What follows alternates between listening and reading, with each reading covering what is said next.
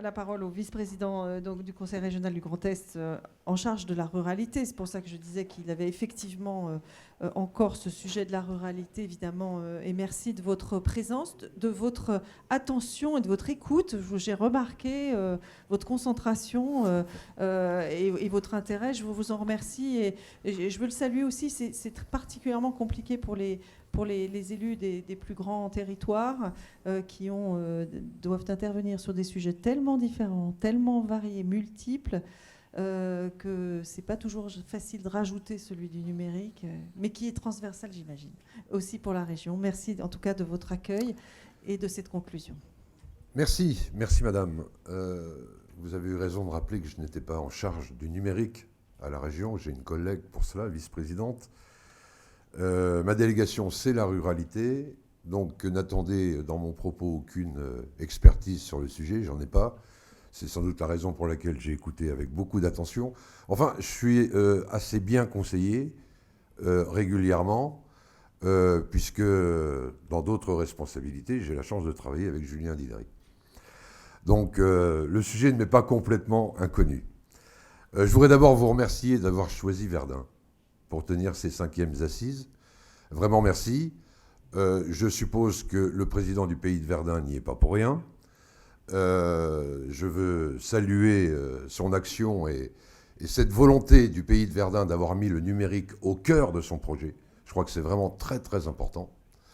Je veux aussi saluer le vice-président du conseil départemental, André Janot, et me réjouir aussi de la mobilisation qui est celle du conseil départemental sur ce sujet, de l'expertise qui est celle d'André, on a pu le constater, qui connaît parfaitement bien le dossier et qui s'y est beaucoup impliqué depuis des années.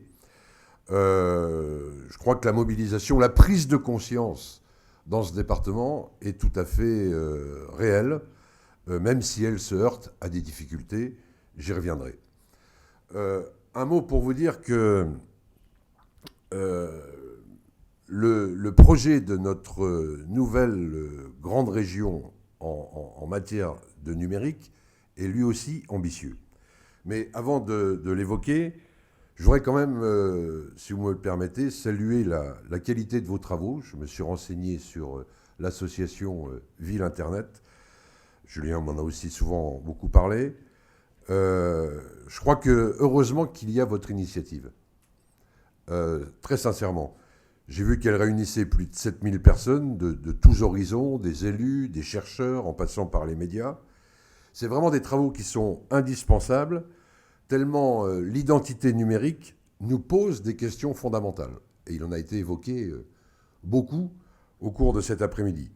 Sur l'organisation globale de la société, vraiment, tout est en refondation totale. Sur les libertés individuelles et publiques, sur la sécurité de l'information, sur le sort des données personnelles. Bref, il en va de l'évolution de notre modèle démocratique. Comme dans la vie réelle, l'identité virtuelle, au fond, c'est un fin mélange entre ce que je montre, ce que je cache, ce que les autres perçoivent et ce qui m'échappe. Il est donc nécessaire pour les citoyens et pour les entreprises de prendre en main la construction et la délimitation de cette identité numérique pour tenter de mieux en maîtriser les risques et les dérives. Délitement de la vie privée, usurpation d'identité, ça a été évoqué, utilisation commerciale ou politique des données.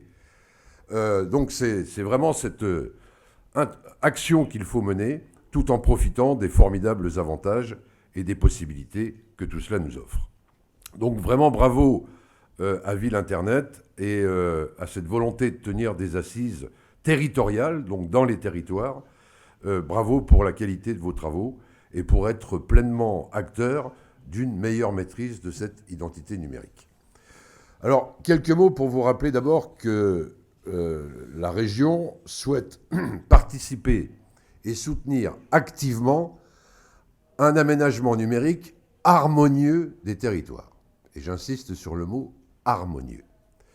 Bon, c'est le cas déjà dans les actions de la région, et qui ne sont pas d'aujourd'hui, à travers le contrat de plan État-région Lorraine, contrat de plan 2015-2020, avec une enveloppe de 3 millions d'euros, très insuffisante, j'y reviendrai. C'est encore le cas pour le programme FEDER 2014-2020, avec une enveloppe de 10 millions d'euros, toujours pour les 4 départements lorrains, puisque c'est l'ancienne collectivité lorraine qui avait été signataire de ces programmes. Une enveloppe de 10 millions d'euros, là encore très insuffisante. Ce sera bientôt le cas pour la stratégie leader du Pays de Verdun, retenue parmi les 12 lauréats lorrains, avec une enveloppe prévue de 1 360 000 euros, je crois que c'est ça, pour créer une véritable communauté numérique dans ce pays.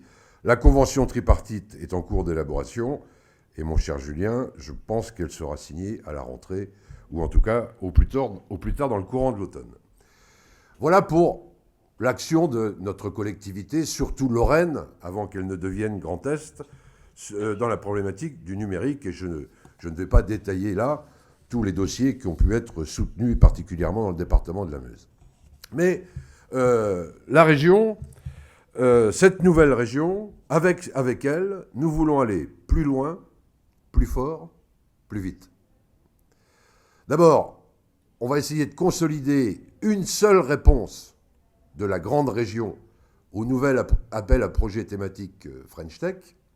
Déjà là, un gros travail, un gros rendez-vous qu'il ne faut pas essayer de manquer. Et puis, on va définir des secteurs dits prioritaires. On est en train de les définir. La silver economy, la robotique médicale, l'usine du futur, la cybersécurité, l'agriculture connectée. Et je pourrais citer encore quelques axes prioritaires qu'on est en train d'identifier. Mais surtout,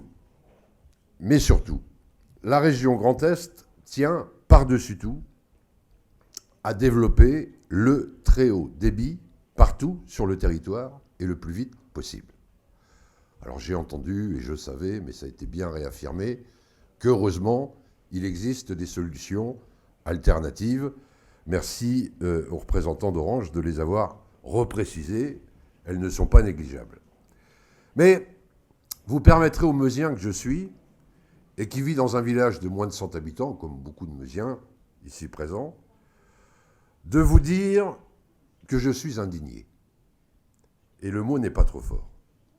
Par le traitement réservé jusqu'alors aux territoires ruraux en matière de numérique. Indigné. On voudrait accélérer l'urbanisation de notre société, qu'on ne s'y prendrait pas autrement. Faut le dire. Et la fracture numérique, ce n'est pas un risque, c'est une réalité. Elle est en marche. Et c'est inadmissible.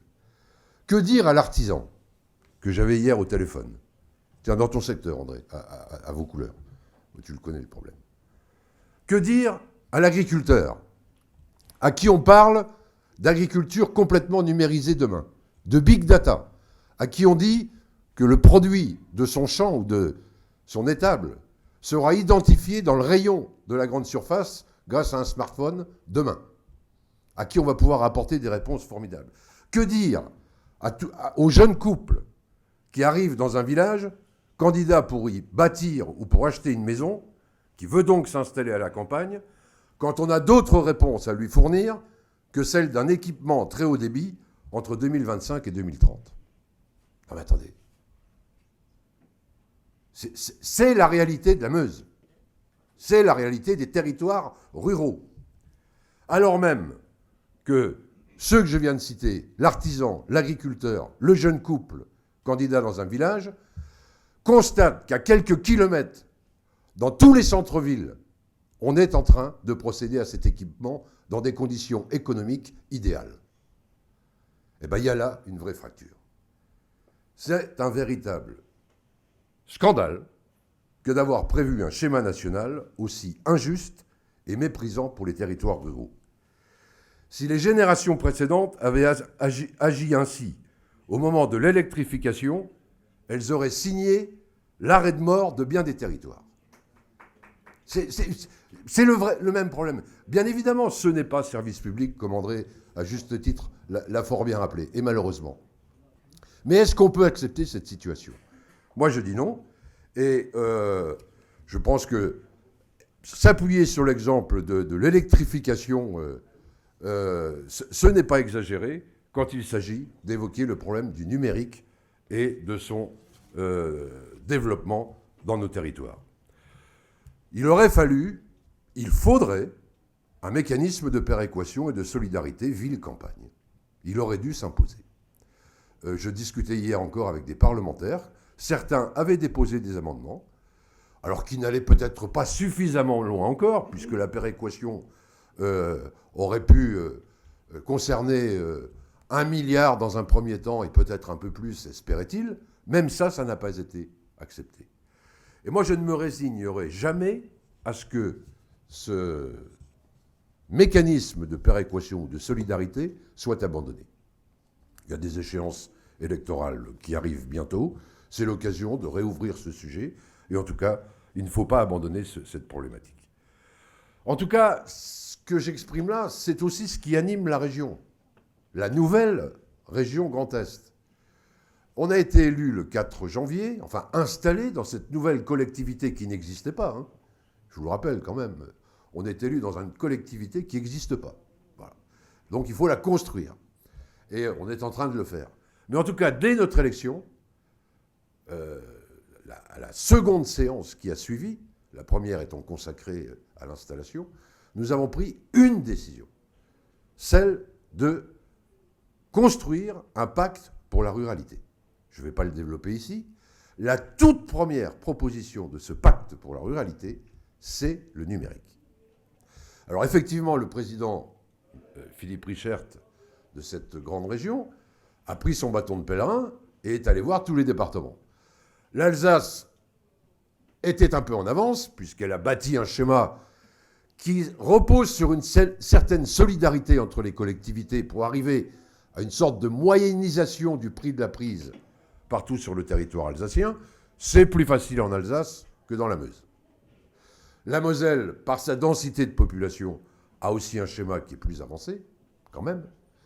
Et le président Richert s'est donc consacré à dialoguer avec les 7 autres départements, qui en l'occurrence sont des départements pour la plupart ruraux et pour certains très ruraux, quand on pense à la Haute-Marne, la Meuse, les grandes régions de l'Aube ou de la Marne et des Ardennes. On a là vraiment un territoire rural. Et le président Richert dit, au fond, ce qu'a très bien rapporté André Janot tout à l'heure, il dit si on se regroupe tous ensemble, on a presque 1 million de prises, 947 000 pour avoir un ordre de grandeur. On a presque 1 million de prises. Bon, donc le regroupement peut permettre quand même la négociation et d'être plus fort dans un appel d'offres pour obtenir de meilleures conditions tarifaires. S'appuyant en cela sur l'exemple de l'Alsace, qui a assez bien fonctionné, puisque les coûts, en regroupant les 2 départements dans un seul et même schéma, ont pu être réduits. Donc, c'est ce pari qui est fait d'abord. C'est celui, non pas de se substituer au département, et de ne pas s'appuyer sur un travail, dans la plupart des cas, et particulièrement en Meuse, remarquable qui a été réalisé. Donc, il faut qu'on essaie de consolider les 7 schémas et de ne pas refaire un nouveau schéma. Ce serait alors catastrophique. Malheureusement, alors c'est ce que on est en train d'essayer d'élaborer, malheureusement, c'est un travail assez fastidieux et qui, c'est vrai, retarde un peu les échéances. Puisque pour des départements comme le nôtre, André, qui auraient pu démarrer leurs travaux au prochain semestre, au premier semestre de 2017, cette proposition de la région, qui va demander cette consolidation, qui va devoir respecter les délais d'appel d'offres, etc., va nous demander de nous y consacrer toute l'année 2017. Et donc, notre espérance, c'est que début 2018, le chantier soit bouclé et que les travaux puissent démarrer.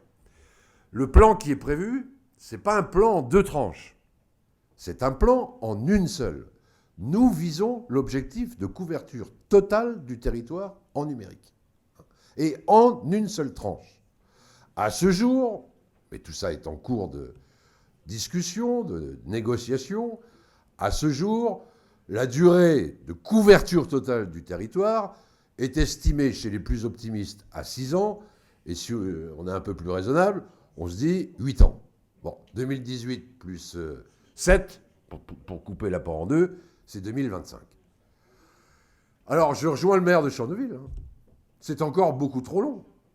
Mais, enfin, c'est déjà une solution qui nous permet d'avoir un peu plus d'espoir et de répondre à ceux qui nous interrogent avec un peu plus d'assurance. Mais il faut absolument continuer à mobiliser les territoires ruraux pour que nous soyons davantage aidés. Je n'ai pas été vérifié encore jusqu'où la France était allée dans l'emprunt Juncker, l'emprunt européen, qui prévoit un large volet numérique, pour le numérique. Enfin, qui prévoit une part de cet emprunt importante pour le développement des numériques. Je ne sais pas encore jusqu'où la France est allée. Je sais simplement que le ministre de l'économie, Emmanuel Macron, qui est venu à Strasbourg il y a, dans le courant, fin du mois d'avril, a confirmé que le projet de la région Est méritait vraiment d'être mieux soutenu que ce qui avait été initialement envisagé par le gouvernement. Donc il semblerait qu'il y ait un effort qui se confirme de ce côté-là. Et il faut aussi qu'on aille frapper à Bruxelles pour recueillir davantage de bienveillance et de moyens. Voilà, je ne veux pas être plus long pour vous dire un peu notre état d'esprit dans la région, notre volonté vraiment de faire en sorte que la ruralité devienne dans ce schéma d'aménagement la priorité. Philippe Richert serait là, il vous dirait, dans le schéma demain, si on va jusqu'au bout de notre volonté, il faut qu'on commence par les zones blanches. Il faut qu'on commence la fibre par ceux qui sont le moins bien équipés aujourd'hui. Je ne sais pas si le schéma le permettra, parce qu'on ne fait pas comme ça, on ne claque pas dans les doigts, malheureusement. Il doit y avoir de la cohérence dans les travaux, dans l'irrigation du territoire, etc. Mais il faudrait qu'on ait ce genre de préoccupation. Voilà, mesdames et messieurs, ce que je voulais vous dire. Moi, je suis persuadé, en tout cas, que le numérique, c'est la toute nouvelle chance offerte à la ruralité. Il y a 15 ou 20 ans, et moins que ça, beaucoup de regards d'intellectuels divers, etc., de chercheurs, étaient assez pessimistes sur l'avenir de la ruralité. Assez pessimistes. Eh bien, aujourd'hui, le numérique est en train de leur donner à ces territoires une véritable chance. Et moi, je pense que la modernité de notre société, dans 10 ans, et même avant, ce sera la ruralité. Elle sera plus moderne que la ville. Si nous avons effectivement cet équipement numérique, ce déploiement. Elle sera plus moderne parce qu'on offrira des conditions de vie bien meilleures et que vraiment tout ce qui est frein aujourd'hui à la vie en milieu rural sera surmonté dans des conditions absolument incroyables et ça va vraiment donner de nouvelles chances à nos territoires. Donc le vice-président à la ruralité que je suis en suis ravi et sera toujours à vos côtés pour essayer d'écouter vos recommandations et de les accompagner. Merci beaucoup.